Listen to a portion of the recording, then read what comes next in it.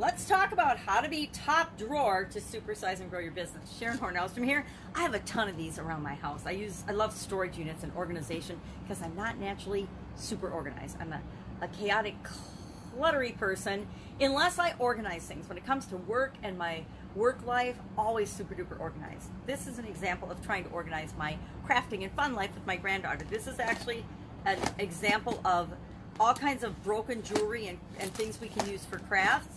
So normally top drawer means, and it's actually a pretty modern expression, it's just from the 20th century. It means that, and it comes from the practice of the Victorian age when gentlemen would keep the most important things they needed to get at first in the top drawer of their dressers or bureaus. And so that got me to thinking, and I'm really curious today. I'm running around the house looking in all the top drawers and looking and seeing do I do that too? Do I keep all of my most important things or things that are most important to me in the top drawers where they're easily accessible of my dressers? That's the real practical application of this idiom. And I would say, yes, I do.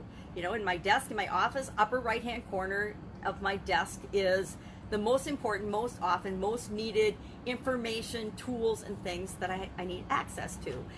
In my bedroom, I've got one of those double-sided armoire type units on my bed, and the top drawer in each side of that, interestingly enough, is where I keep gifts and presents for other people. So I thought, well, is that really the most important thing to me? And really it is, because my life, to me, it's very important building relationships and making sure that I have something to acknowledge people on their special occasions and their special days. So even before COVID-19, I was one of those people that always had a stock of different types of greeting cards in my house and different types of presents that could be given to different people for any occasion, just to make sure that I always had something on hand and was prepared in the event that we needed to go to someone's house, or we wanted to go to somebody's birthday or wedding, so that I wasn't stuck having to get out at the last minute and find a gift or the perfect present for somebody. Is that kind of generic? People might say, well, that's not very special. That's kind of a generic thing to do, but trust me, I have a wide variety of things available, so it meets just about anybody I know's needs, wants, or desires.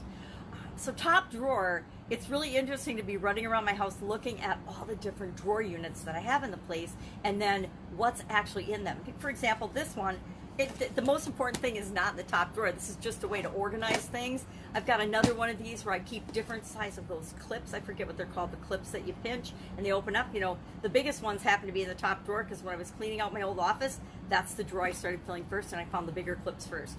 No real rhyme or reason behind that. But how do we use this idiom? How do we use this expression to add rhyme or reason and to supersize and grow our business? Well, there's several ways we can. This idiom over time came to mean higher level, higher quality, better, or the best, or a higher level or ranking in society. And I don't think I've ever used this expression, or even, I don't know if I've even heard anybody call somebody top drawer, meaning that they're a high quality person or have high integrity or they're a higher rank or anything. I honestly don't think I've ever heard it used that way, but I get and I understand how people might use it that way, and how we want to make sure that our business, the business that we're creating, is perceived as being top drawer. And we can do that by serving our customers to the best of our ability, solving problems for them, especially in crazy times like COVID. There's so many opportunities for us to get creative and find ways to ensure that our customers have an incredible experience with us, to ensure that they become lifelong customers, to ensure that they feel the way we want them to feel when doing business with our organization. People will perceive us, and branding is all about how do people perceive us.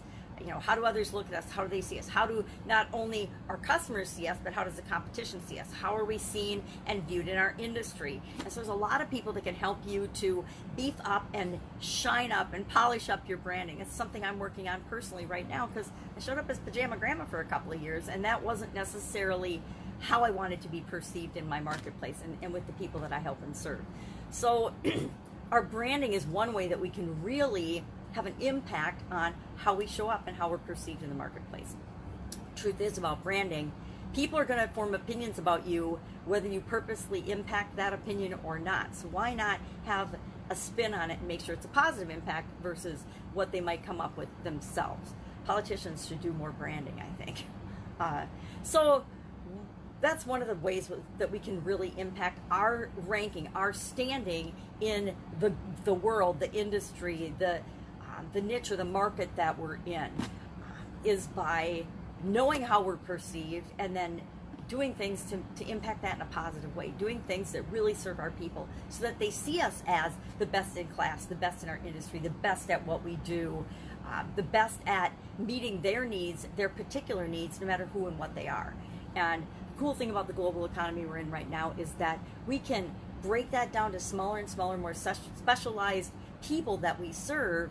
And when we do that and we're happy doing that, we really don't have any competition, so competition becomes irrelevant. Worked with a lot of companies where they weren't number one when they started working with us, and in those situations what you do is you focus on your strengths, what you're great at. You focus at what's missing in the marketplace and meeting needs of the people that are missing better than anyone else.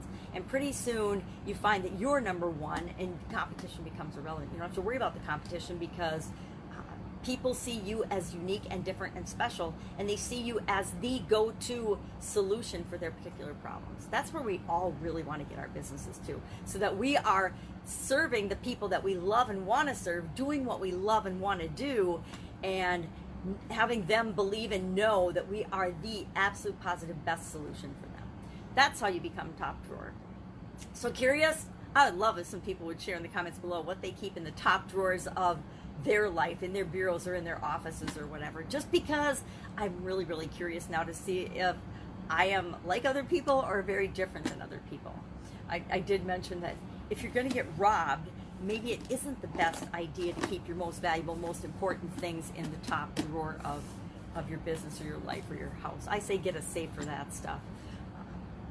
But when it comes to things that are important to me, my last house, and I haven't done it where I am now yet, because most of my stuff's still in storage, but I actually I designed our last home with my family, and in the front door, as soon as you came in the front door, there was a whole floor-to-ceiling unit that was cupboards and shelves where all the family photos were kept. And I did that intentionally in case there was a fire or anything that happened to the house.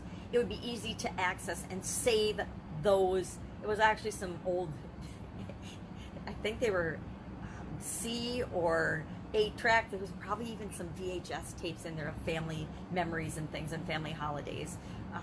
And all the photos that we had printed, back in the day when we used to get photographs actually printed at the drugstore or the photo processing place before digital, had a whole entire floor-to-ceiling cabinet of those. I wanted to make sure that we could access those and get those out in the case of an emergency. So that would be an example of top drawer, putting things in a location that is safe and easily accessible in case of any type of an accident.